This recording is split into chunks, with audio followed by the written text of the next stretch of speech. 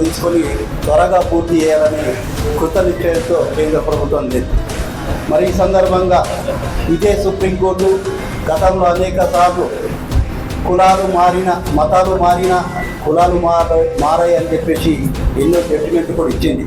కానీ దురదృష్టవశాత్తు ఒక రెడ్డి వ్యక్తి, ఒక రెడ్డి ఏసీపీ గారు వేసిన సుప్రీంకోర్టు పిటిషన్లో మరి అది రాను సోషల్ మీడియా కావచ్చు, మీడియా పరంగా కావచ్చు, మొన్న ఇచ్చిన తీర్పునే పెద్ద ఎత్తున చూపిస్తూ గతంలో కూడా కులాలు మతాలు మారిన కులం మారదనే తీర్పును కూడా ఎన్నడూ కూడా స్వేచ్ఛగా ప్రకటన చేయలేదు.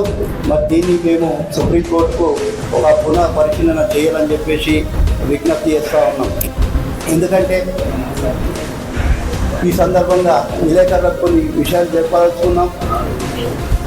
మనం క్రైస్తవులు ఏదైతే ఉన్నారో దళితులను గుడిలోకి రానియనప్పుడు, దళితులను రోడ్ల మీద నడనియనప్పుడు మరి క్రైస్తవ మిషనరీలు చేరదీసి చదువు చెప్పి మరి ఇక్కడ గుడిలోకి రానప్పుడు మా గుళ్ళకు రావాలని వాళ్ళు పిలిచినప్పుడే వీళ్ళు వెళ్ళడం జరిగింది.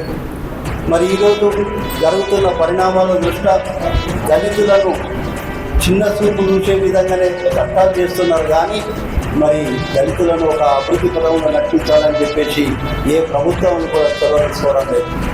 దాంట్లో ఉదాహరణ బీసీలు మతం మారితే బీసీగానే ఉంటున్నారు, ఓసీలు మతం మారితే ఓసీగానే ఉంటున్నారు.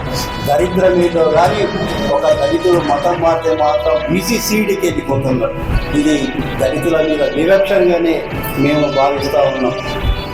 ఎందుకంటే మనం అనేక సవరణలు చూసాం.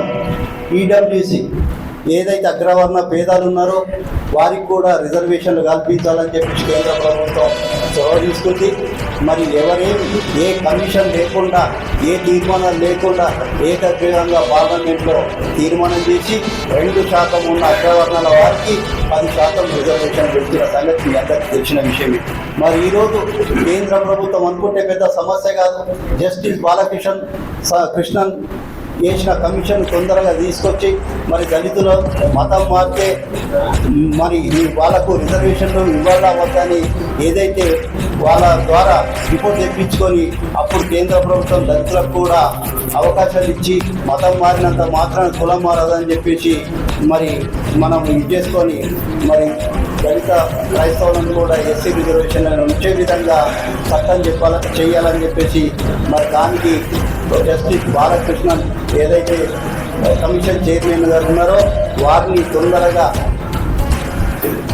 దేశవ్యాప్తంగా తిప్పి ఒక రిపోర్ట్ తీసుకొని ఇచ్చే ముందు ఒక క్రైస్తవుడుగా మారిందా, హిందువుగా ఉన్నాడా, ఈ యొక్క విధి విధానాలను రూపొందించడం భాగంలో మరి దళితులను సెల్ఫ్ డిక్లరేషన్ అనే పద్ధతిలో తీసుకొని వారికి కూడా అవకాశాలు కల్పించాలా.